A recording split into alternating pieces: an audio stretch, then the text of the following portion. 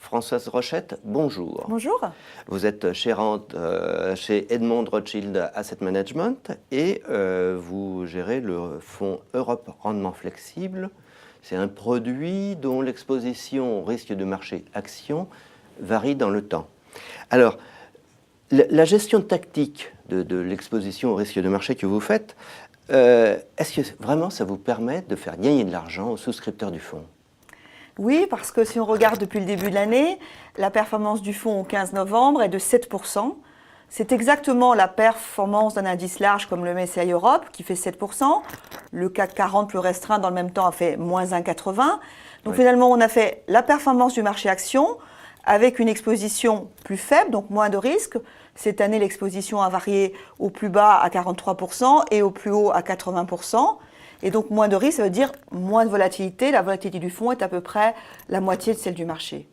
Alors, votre fonds, vous prenez un autre fonds de la gamme de Rothschild Asset Management, qui est Europe Rendement, et là, vous gérez une couverture en fonction de vos anticipations. Mais justement, par rapport à ce fonds sous-jacent, quel a été l'apport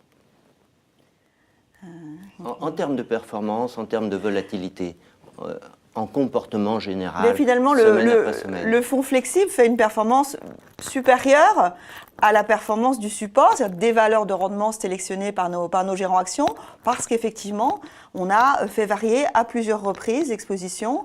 On s'est donné des plages assez larges. On a c'est de combien ? 20-80%. Oui. Et on a utilisé cette année, sur cette plage 20-80, 43-80. C'est-à-dire que déjà, on a consommé une grande partie de nos possibilités. On a changé plusieurs fois de score, puisqu'on fonctionne en termes de score qui traduisent notre conviction sur le marché action européen. Et ça a apporté une vraie valeur avec, comme je vous le disais, une volatilité inférieure. Et c'est, je crois, vraiment une recherche actuelle de nos clients, avoir moins de volatilité. Surtout qu'effectivement, les marchés subissent de gros à-coups. Mais alors, sur quels facteurs vous appuyez-vous pour faire varier cette allocation d'actifs ? Alors, on a en fait trois facteurs. On a déjà une analyse des éléments macroéconomiques. On se fait notre scénario en termes de croissance, d'inflation, de politique des banques centrales sur les différentes zones, donc sur l'Europe en ce qui concerne ce fonds. Puis, on évalue les différentes classes d'actifs, donc les actions européennes. Nous forgeons nos convictions sur une analyse fondamentale à moyen terme, donc ça se traduit par un score. Chez nous, les scores vont de moins à plus, donc 5 scores. Et chaque score détermine déjà une première plage d'exposition. Nous sommes actuellement à plus depuis le début de l'été. C'est une fourchette, donc à l'intérieur de cette fourchette 20-80, c'est une sous-fourchette 50-70.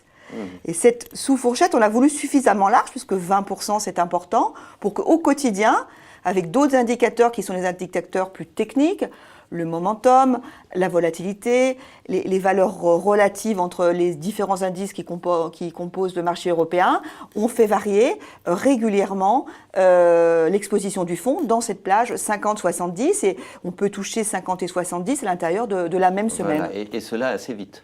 Dans une même semaine en fonction de la volatilité du marché. D'accord. Oui. Alors, comment comptez-vous faire évoluer vos indicateurs pour augmenter la réactivité de l'allocation ? Parce qu'on voit quand même, cette année, les marchés bouger très très vite et apparemment pour 2011, cela va continuer.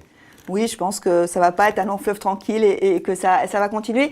Ce n'est pas tellement les indicateurs qui vont évoluer parce que les indicateurs, je vous le disais, on suit les indicateurs top-down, macroéconomique, on est bien entendu attentif au message des entreprises, le bottom-up, la croissance des résultats, l'optimisme des dirigeants d'entreprise, et puis les indicateurs techniques, la cherté des options, la valeur des différents marchés.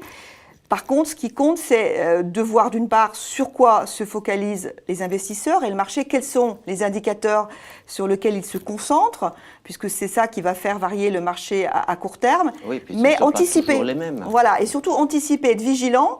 Il y a des indicateurs qui, dans un moment donné, ne sont pas tellement regardés par les investisseurs, qui d'un coup peuvent être examinés, et il faut surtout être vigilant et, je dirais, anticiper le prochain focus des investisseurs, sur quoi ils vont faire privilégier leur décision d'actifs. Et c'est cette vigilance qui est importante. Regarder les indicateurs qui sont à la mode, mais surtout ne pas oublier les indicateurs qui sont moins regardés, mais qui vont demain focaliser l'attention et être les signes du marché. Est-ce que vous pouvez en donner un ou deux pour terminer? Actuellement, c'est vrai qu'on est très très vigilant, bien sûr, sur tout ce qui concerne les dettes européennes, puisque c'est ce qui focalise les investisseurs. Et on était vigilant depuis quelque temps, puisque c'était moins regardé.